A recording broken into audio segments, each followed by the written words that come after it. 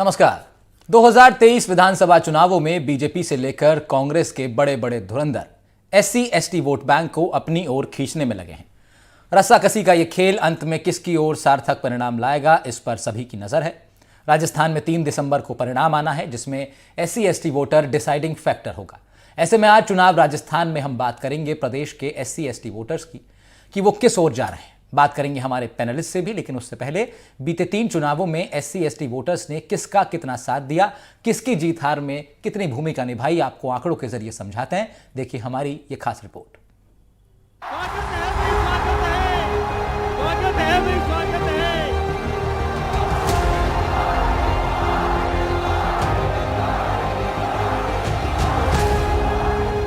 आगामी चुनावों में सभी राजनीतिक दल अलग अलग समुदाय के वोट साधने के लिए अपना अपना गणित लगा रहे हैं। एससी एसटी वोटर्स को लुभाने की कोशिशें भी जारी हैं। ये कोशिशें हर चुनाव में होती हैं। पिछले चुनावों में किस पार्टी की कोशिश कितनी रंग ला पाई थी, आपको ये समझाते हैं। राजस्थान की कुल आबादी में 17.8% आबादी एससी कैटेगरी की है, जिनके लिए 200 में से कुल 34 सीटें रिजर्व हैं। वहीं एसटी कैटेगरी की आबादी 13.5% है, जिनके प्रतिनिधित्व के लिए 25 सीटें रिजर्व रखी गई हैं। राजस्थान की कुल 200 विधानसभा सीटों में 31 ऐसी सीटें हैं जहां 25% से ज्यादा आबादी एसटी वोटर्स की है। वहीं 9 सीटें ऐसी हैं जहां 20 से 25% आबादी एसटी कैटेगरी से है। इनसे अलग 15 से 20% एसटी आबादी वाली 14 सीटें हैं। वहीं 15% से कम एसटी आबादी वाली 146 सीटें। एसटी के बाद बात अगर एससी जनसंख्या की हो तो 25% से ज्यादा एससी जनसंख्या 15 सीटों पर है। 20 से 25% एससी वाली 39 सीटें, तो वहीं 80 ऐसी सीटें हैं जहां एससी जनसंख्या 15 से 20% है। 15% से कम एससी जनसंख्या वाली 66 सीटें हैं। इन आंकड़ों के साथ अब बात रिजर्व सीटों पर पूर्व में आए परिणामों की करते हैं। 2018 में भारतीय जनता पार्टी ने 34 एससी रिजर्व सीटों में से 12 सीटें जीती, जहां पार्टी को 39.5% वोट मिला। कांग्रेस ने 19 एससी रिजर्व सीटें जीती। कांग्रेस को कुल 41.1% वोट मिला। बसपा को 1.8% वोट मिला, लेकिन खाते में एक भी सीट नहीं आई। वहीं अन्य को 17.6% वोट मिला था और 3 सीटें अन्य दलों ने जीती थी। एसटी रिजर्व सीटों के परिणाम भी आपको बता देते हैं। 2018 में भारतीय जनता पार्टी ने 25 एसटी रिजर्व सीटों में से 9 सीटें जीती, जहां पार्टी को 38.7% वोट मिला था। कांग्रेस ने 12 एसटी रिजर्व सीटें जीती। कांग्रेस को कुल 39.7% वोट मिला। बसपा को 2.9% वोट मिला, लेकिन खाते में एक भी सीट नहीं आ पाई। वहीं अन्य को 18.7% वोट मिला और 4 सीटें अन्य दलों ने जीती। 2013 में भारतीय जनता पार्टी ने 34 एससी रिजर्व सीटों में से 32 सीटें जीती, जहां पार्टी को 47.4% वोट मिला। कांग्रेस को 2013 में एक भी एससी रिजर्व सीट नहीं मिल पाई थी। हालांकि कांग्रेस को 30.2% वोट जरूर मिला था। बसपा को 3.1% वोट मिला, लेकिन खाते में सीट एक भी नहीं आई। अन्य को 19.3% वोट मिला और 2 सीटें अन्य दलों ने जीती। 2013 में भारतीय जनता पार्टी ने 25 एसटी रिजर्व सीटों में से 18 सीटें जीती थी, जहां पार्टी को 41.5% वोट मिला। कांग्रेस ने 4 एसटी रिजर्व सीटें जीती। कांग्रेस को कुल 35.1% वोट मिला था। बसपा को 1.9% वोट मिला, लेकिन खाते में एक भी सीट नहीं आ पाई। अन्य को 21.6% वोट मिला और 3 सीटें अन्य दलों ने जीती। 2008 में भारतीय जनता पार्टी ने 34 एससी रिजर्व सीटों में से 14 सीटें जीती, जहां पार्टी को 36% वोट मिला। कांग्रेस ने 2013 में 18 एससी रिजर्व सीटें जीती। कांग्रेस को कुल 38.4% वोट मिला था। बसपा को 6.1% वोट मिला, लेकिन खाते में एक भी सीट नहीं आ पाई। अन्य को 19.4% वोट मिला और 2 सीटें अन्य दलों ने जीती। 2008 में भारतीय जनता पार्टी ने 25 एसटी रिजर्व सीटों में से सिर्फ 2 सीटें जीती, जहां पार्टी को 26.9% वोट मिला। कांग्रेस ने 16 एसटी रिजर्व सीटें जीती। कांग्रेस को कुल 38.2% वोट मिला। बसपा को 4.7% वोट और खाते में एक सीट आई। वहीं अन्य को 30.2% वोट मिला था और 6 सीटें अन्य दलों ने 2008 में एसटी रिजर्व कैटेगरी की जीती थी। इस चुनाव में बीजेपी से लेकर कांग्रेस के बड़े बड़े धुरंधर एससी एसटी वोट बैंक को अपनी ओर खींचने में लगे हैं। रस्साकसी का ये खेल अंत में किसकी ओर सार्थक परिणाम लाएगा, इस पर सभी की नजर रहेगी। राजस्थान में 3 दिसंबर को परिणाम आना है, जिसमें जीत हार तय करवाने में एससी एसटी वोटर्स की बड़ी भूमिका रहने वाली है। Desk report, NDTV Rajasthan.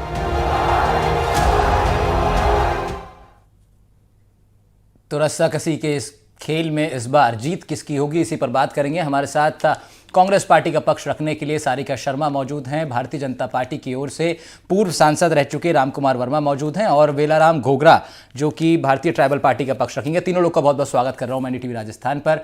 मैं शुरुआत करूंगा सारिका जी आपसे, क्योंकि सत्ता में इस वक्त आप हैं, और जो ये डेटा हम लोगों ने बताया ये तो मैम इस ओर इशारा कर रहा है कि इस बार पल्ला जो है ट्रेंड के हिसाब से वापस बीजेपी का भारी हो जाएगा। तो ट्रेंड की अगर माने और पुराने इतिहास की अगर माने तो बीजेपी को तो फ्रंट सीट पर इस वक्त होना चाहिए, क्योंकि वो ये मान के बैठे होंगे कि ये जो वोट बैंक है ये वापस हमारी ओर शिफ्ट होगा। कैसे रोक पाएंगे इस वोट बैंक को शिफ्ट होने से आप? देखिए, मैं इस बारे में ये आपको बताना चाहूंगी कि जो SC ST का वोट बैंक है वो शुरू से ही, आजादी के बाद से ही अगर हम उसको देखते हैं तो वो कांग्रेस की तरफ उनका झुकाव हमेशा से रहा है। और पिछले कई जो ट्रेंड हम देखते हैं तो उसमें औसतन जो कांग्रेस को जो वोट प्रतिशत है वो अच्छा वोट प्रतिशत मिलता है, और एक ये आम सी धारणा है कि SC ST का वोट हमेशा कांग्रेस को मिलता है। अब बात अगर हम करते हैं पिछले चुनावों से इस चुनावों की और ट्रेंड की, आप जो कह रहे हैं कि इस बार अगर बीजेपी को ट्रेंड के मुताबिक उनको फायदा मिलना चाहिए, तो सबसे पहले तो मैं सीटों के एलोकेशन की बात करती हूँ। जो सीट इन्होंने जिस तरीके से प्रत्याशी घोषित किए हैं, जिस तरीके से इन्होंने SC ST की सीटों के ऊपर अपने नुमाइंदे उतारे हैं, तो वहां पर अगर आप स्थिति देखें तो उनकी स्थिति बिल्कुल भी अच्छी नहीं है।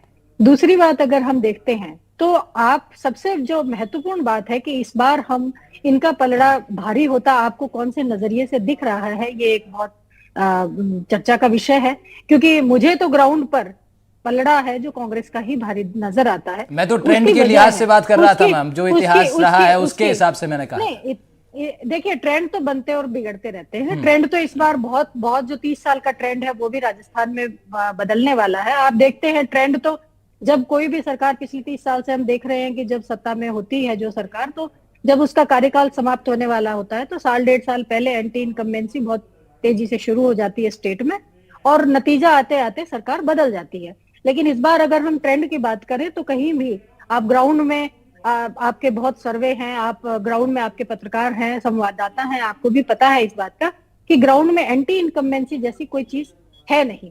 क्योंकि उसकी वजह जिस पर मैं आना चाहती हूँ वो यही है कि जो गवर्नमेंट ने जो नीतियां बनाई हैं उनके आधार पर हम लोग अपनी बातों को लेकर के जनता के बीच में जा रहे हैं। जब बात अगर हम दलित की और आदिवासियों की और इनकी करते हैं तो पहली बात तो मैं एक विस्तृत परिप्रेक्ष्य में ये कहना चाहती हूँ कि PM मोदी जी जो दलितों को दलित कहना, आदिवासी कहना भी अच्छा नहीं मानते, वो उनको वनवासी कहते हैं। वो वनवासी नहीं है, वो हमारे ही समाज का हिस्सा, हमारे साथ रहते हैं, बल्कि विकसित समाज की ये ज्यादा जिम्मेदारी है कि वो उनके ऊपर ज्यादा ध्यान दे। कांग्रेस ने शुरू से, आप देखिए, शुरू से ही जो हमारी नीति रही है, जो हमने SC ST के लिए जो भी काम किए हैं उनके आधार पर आज आप देखें, स्वतंत्रता आंदोलन से लेकर कांग्रेस की जो भूमिका रही है आप उससे देख सकते हैं कि हमने हमेशा दलितों के उत्थान के लिए, आदिवासियों के उत्थान के लिए कांग्रेस पार्टी ने काम किया है। और जब बात अगर हम पिछले 5 साल की करते हैं तो जो अभी दलित जो उद्यम प्रोत्साहन जो 2022 कांग्रेस सरकार लेकर, गहलोत सरकार लेकर के आई है, उसमें आप देखिए अभूतपूर्व जो दलितों के लिए हम लोग प्रावधान लेकर के आए हैं। उसमें 100% जो उनकी भूमि रूपांतरण जो पहले 50% था उसको 100% कर दिया है। फिर उसके बाद में इंक्यूबेशन सेंटर्स उन्होंने बनाए कि दलितों के बच्चों को, उसको उनको पहले कोई भी रोजगार लगाने से पहले भी सरकार उनको बिना किसी चार्जेस के इस तरीके के सेंटर्स खोल रही है कि उन बच्चों को, उन दलित युवाओं को, आदिवासी युवाओं को हम इस तरीके का प्रशिक्षण दे सके, यहाँ तक कि फाइल प्रिपेयर करने से लेकर, ठीक है, वेलाराम घोगरा, कांग्रेस पार्टी तक, जी ठीक है सर। दूसरा भूमि रूपांतरण की, और उसके ऊपर फिर हम उनको ऋण की बात जो कर रहे हैं। तो इस तरीके से जब तक आप रोजगार जनरेट नहीं करेंगे, सिर्फ बातें करने से किसी भी समुदाय का कोई भला नहीं हो सकता। ठीक है सारिका जी, दलितों का, आदिवासियों का भी भला तभी हो सकता है। जवाब ले लेता हूं। आपने बखूबी बताया कि कांग्रेस पार्टी खासतौर पर इस सरकार में, गहलोत सरकार ने क्या कुछ काम शुरू किए हैं ट्राइबल लोगों के लिए, दलितों के लिए। वेलाराम घोगरा हमारे साथ जुड़े हुए हैं भारतीय ट्राइबल पार्टी के प्रवक्ता हैं आप। सर, आपने सुना कांग्रेस पार्टी की प्रवक्ता सारिका जी ने बताया कि कांग्रेस ने अपनी सरकार में बहुत सारे काम ग्राउंड पे जो है शुरू किए और उनकी सरकार की कोशिश ये है कि रोजगार उत्पन्न हो, ट्राइबल लोगों के बीच में, दलितों के बीच में रोजगार पैदा हो और उसी रोजगार के माध्यम से उनका विकास हो। तो जब कांग्रेस इतना काम कर ही रही है तो फिर क्यों जो है इन चुनावों में ट्राइबल कम्युनिटी या फिर दलित कम्युनिटी आपकी ओर जाएगी, क्यों आप पर वो भरोसा करे? जी, सारिका जी शर्मा जी ने जो भी बात कांग्रेस के पक्ष में रखते हुए कहा, जी मैं सारिका चौधरी हूँ। पहले आप मैं- प्लीज थोड़ा मेरा नाम करेक्शन करिए। हाँ, अच्छा, मैं करवा देता यहाँ हूँ। पर सारिका ये कहना चौधरी चाहता हूँ जी कि मैं सवाल करना चाहता हूं कि जवाहरलाल नेहरू ने पंचशील के सिद्धांत रखे थे आदिवासियों के विकास के लिए, जिसमें ये कहा था कि आदिवासियों का विकास करना है तो आंकड़ों आधारित विकास को विकास नहीं माना चाहिए, बल्कि उनके जीवन मूल्यों में क्या बदलाव आया ये होना चाहिए। मैं कांग्रेस से सिर्फ जितने सरकार में पूछना चाहता हूं कि नेहरू के पंचशील के सिद्धांत बिल्कुल आज तक क्या काम किया।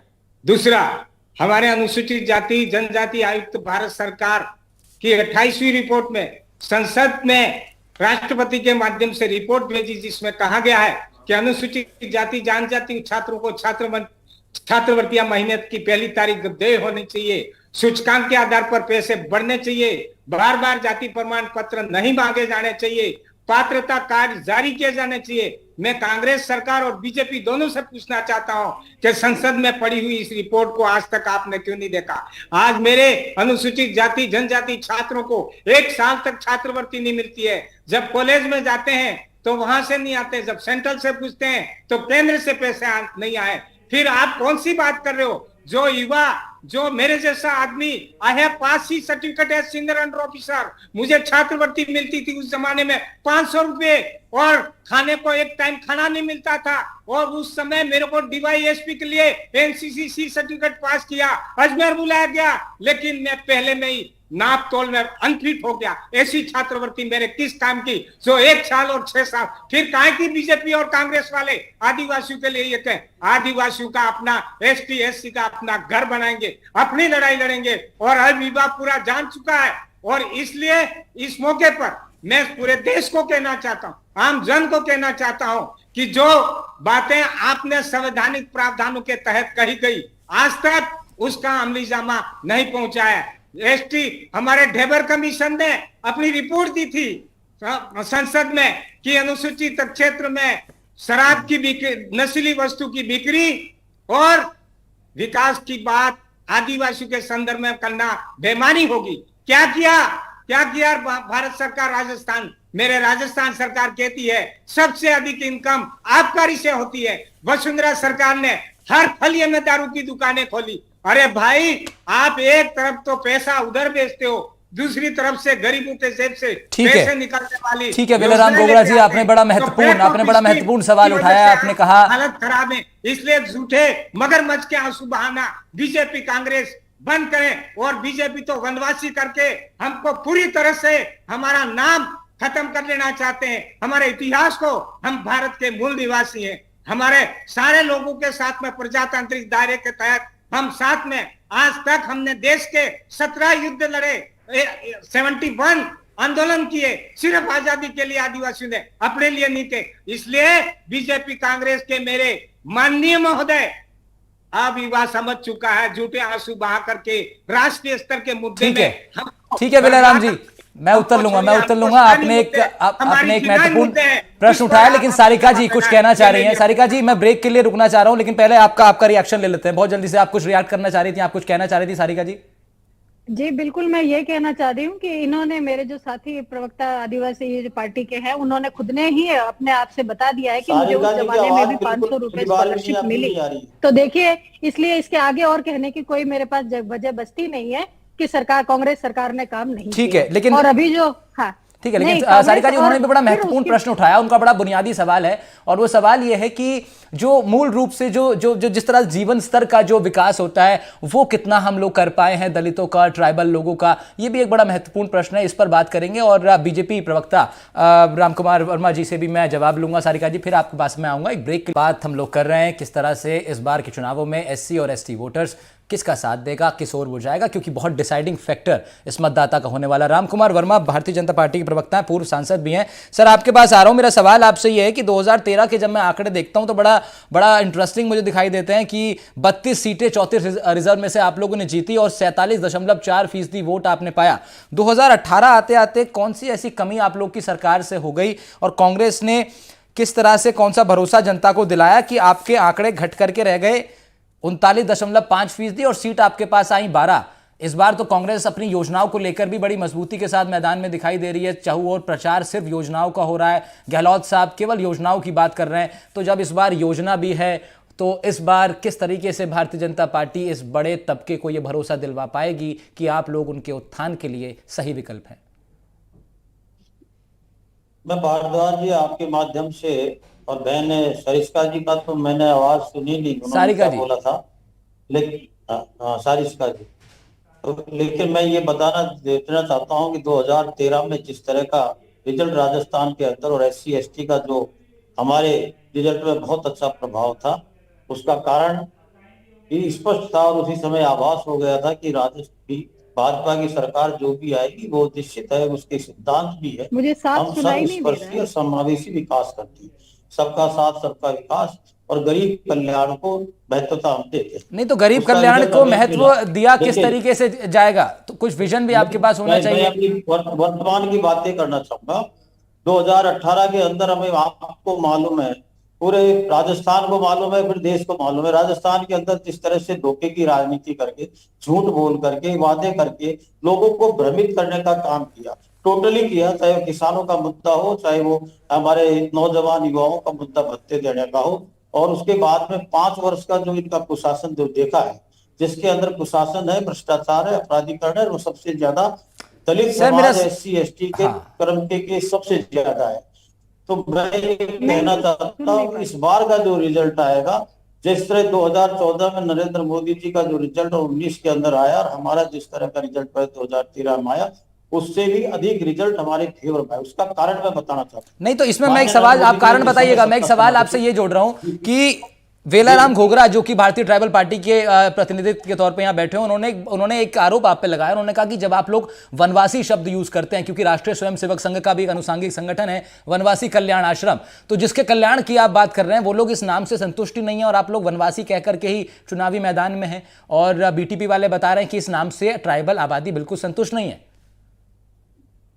मैं BTP के भाई हमारे बेलाराम जी को ये कहना चाहूंगा, अनुरोध भी करना चाहूंगा, इसमें कोई दो राय नहीं है। 76 वर्ष की आजादी के बाद में, और मैं ये कहूँ कि 55 वर्ष कांग्रेस का शासन रहा, आदिवासी SC का भी ST का भी शोषण हुआ, और हमारे जितने भी भाई ट्राइबल एरिया के अंदर रहते थे, कभी भी उनको ये जरूर कहा गया कांग्रेस के द्वारा, SC को भी कहा गया, ST को गया, लेकिन धरातल में काम नहीं हुआ। लेकिन भारतीय जनता पार्टी की सत्ता आने के बाद में मैं घोगरा साहब को ये बताना चाहता हूँ, मैं उस कमेटी में रहा हूँ। SC ST सब प्लान का जो पैसा 1974 में कांग्रेस ने चालू करी, ठीक है, 2010 तक उसका यूज नहीं हुआ। 2010 में डॉक्टर नरेंद्र यादव जी की रिपोर्ट आई, उसके अंदर कहा कि परसेंटेज उनके आबादी के हिसाब से होना चाहिए। लेकिन भारतीय जनता पार्टी जो केंद्र में आई 2017 के अंदर उसको लागू किया गया, और लागू करके 46 मंत्रालयों के द्वारा उसकी मॉनिटरिंग हुई, और उसका जो 10% भी यूटिलाइजेशन आपके क्षेत्र में ट्राइबल एरिया के अंदर, ठीक है सर, ठीक है राम कुमार जी, ठीक है। मैं बहुत जल्दी वापस एक बार और आप लोगों से रिएक्शन लेना चाह रहा हूं। घोगा राम जी, मुझे ये बताइए, कांग्रेस पार्टी की तमाम योजनाओं से आप कितने संतुष्ट हैं? आपकी पार्टी, आपके जो समाज के लोग हैं उनके बीच में आप बैठते हैं, जरा क्या रिएक्शन है, क्या प्रतिक्रिया है आपकी कांग्रेस की योजनाओं पर? देखिए साहब, कांग्रेस की योजनाएं तो दोनों पार्टियों ने बनाई। हमारा सीधा यही कहना है कि ब्रेक ऑफ स्कीम 6 महीने तक तो आपने योजना चलाई और फिर बंद कर दी, तो उसका लॉन्ग इफेक्ट होना चाहिए, लाभ मिलना चाहिए, वो आज तक नहीं मिला। और इसीलिए मैं अभी, आप ये कह रहे हैं कि तमाम जो योजनाएं हैं उनका लाभ नहीं मिल पाया है। और सारिका जी, आपके ऊपर यह आरोप है, आपकी जो तमाम योजनाएं हैं जिनका प्रचार पूरे प्रदेश के अंदर हो रहा है, क्यों आखिर लोग ये आरोप लगा रहे हैं कि धरातल पे उसका जो है उस तरह से असर नहीं दिख पा रहा है जो योजनाओं को मिलना चाहिए? मतलब अंतिम व्यक्ति तक वो योजनाएं क्या नहीं पहुंच पा रही हैं सारिका जी? देखिए, मैं सबसे पहले तो ये कहना चाहूंगी कि आज जो अगर हिंदुस्तान के अंदर, हमारे देश के अंदर SC ST के बारे में, वो कांग्रेस सरकार ही थी जिन्होंने इनको सबसे पहले आरक्षण देकर के मुख्य धारा में जोड़ने का भरसक प्रयास किया। और आजादी के बाद से लेकर के आज तक अगर हम देखते हैं तो SC ST के लिए, चाहे वो मनरेगा के माध्यम से हो, मनरेगा में हम देखते हैं ग्रामीण महिलाओं का जो उनको रोजगार मिल रहा है, उसमें मैक्सिमम जो अगर पार्टिसिपेशन है तो वो SC ST वर्ग का होता है। उसके अलावा जो अभी कहा जा रहा था, एक मुद्दा उठाया कि बच्चों को पढ़ने के लिए, तो अभी जो अम्बेडकर की रिसेंटली गहलोत सरकार ने जो 6 योजनाएं दी है, उसमें बच्चों को पढ़ने के लिए, उनके स्किल डेवलपमेंट के लिए, जो PhD कर रहा है उसके लिए, इस तरीके की बहुत सारी योजनाएं हैं। और आजादी के बाद से लेकर के आज तक अगर हम देखते हैं तो करेंगे कि कांग्रेस पार्टी, कांग्रेस क्या कोई भी सरकार हो, उसकी योजना है वो जमीन तक पहुंचे, ये बहुत ज्यादा बेटर रहेगा। हालांकि आप दावा कर रहे हैं कि ऐसा हुआ है। मैं अंतिम रिएक्शन ले रहा हूं भारतीय जनता पार्टी के प्रवक्ता रामकुमार वर्मा जी से। मैं आपके पास कम आ पाया सर। आपकी सरकार फाइनली मुझे बताइए, कम से कम शब्दों में और क्लियर शब्दों में बताइए, SC और ST मतदाताओं के लिए, जनसंख्या के लिए क्या विजन है भारतीय जनता पार्टी का राजस्थान में? भाषण नहीं सर, एक लाइन में क्लियर विजन बताइएगा। नहीं, एक लाइन तो नहीं, लेकिन मुझे टाइम तो दोगे। पहले तो आवाज नहीं आ रही सारिका जी। मैं ये कह रहा हूँ, भारतीय जनता पार्टी है कि SC ST के लिए जो अंतिम छोर व्यतीत के लिए काम किया, 50 करोड़ जो जनधन अकाउंट खोल के डायरेक्ट DBT के माध्यम से जिसकी स्कीम थी उसका फायदा उनको मिल रहा है। कांग्रेस के शासन में 85% है जो बीच में रह जाता था, 15% जाता था, वो मिला। दूसरा के SC ST के लिए जो है उज्ज्वला योजना हो, प्रधानमंत्री आवास योजना हो, बिजली के कनेक्शन हो, आयुष्मान भारत की हो, वो धरातल पर हुई है। वो फिगर में अगर डेटा चाहिए तो मैं डेटा देता हूँ कि कितने कितने शौचालय बने। 12 करोड़ के करीब शौचालय हैं, 10 करोड़ से 11 करोड़ के बीच में आपके LPG कनेक्शन है, 4 करोड़ के करीब प्रधानमंत्री आवास योजना। अभी भी हमने वादा किया है और इनकी तो घोषणाएं झूठी थी, गारंटियां झूठी होती है। जनता ने 5 वर्ष देगा, इनकी गारंटी भ्रष्टाचार है, ठीक है सर, इसके बाद कुशासन है, इसके बाद पेपर लीक है, और जितना भी अखंड भ्रष्टाचार डूबा हुआ है महिला दुष्कर्म के लिए तो नंबर 1 पर। ठीक है, आप भरोसा दिला रहे हैं कि ये सारी कमियां जो हैं इनसे आप राजस्थान को बाहर निकालेंगे। हमारी स्क्रीन पर आपको बहुजन समाज पार्टी के प्रवक्ता भी दिखाई दे रहे होंगे। मैं आपसे माफी चाहूंगा सर, मैं आपको जोड़ नहीं पाऊंगा, आपका पक्ष नहीं ले पाऊंगा, बहुत लेट आप इस डिस्कशन में जुड़े। बाकी तीनों पैनलिस्ट का बहुत बहुत शुक्रिया। सारिका जी शुक्रिया आपका, और वेलाराम जी आपका भी शुक्रिया, रामकुमार वर्मा बहुत बहुत शुक्रिया। और इस शुक्रिया के साथ महत्वपूर्ण बात देखिए ये है कि तमाम राजनीतिक पार्टी के जो प्रतिनिधित्व हैं वो हमारे अलग अलग चैनल्स पर बैठते हैं और अपनी बात रखते हैं, लेकिन सवाल ये है कि क्या जो मूलभूत जीवन का स्तर है दलित और ट्राइबल समाज का, वो कितना उठ पाया है, क्या वो उठ भी पाया है कि नहीं, और उसे उठाने के लिए पार्टी कितना ज़्यादा उनका विल है कि वो उस पर काम करना चाहती हैं। योजनाएं बहुत हैं, वादे बहुत हैं, गारंटियां बहुत हैं, हर जगह प्रचार प्रसार बहुत है, पोस्टर्स बहुत हैं, लेकिन वो पोस्टर को चिपकाने वालों के जीवन में कितना सुधार आया, ये एक सवाल बना हुआ है। चुनाव राजस्थान में आज इतना ही। नमस्कार।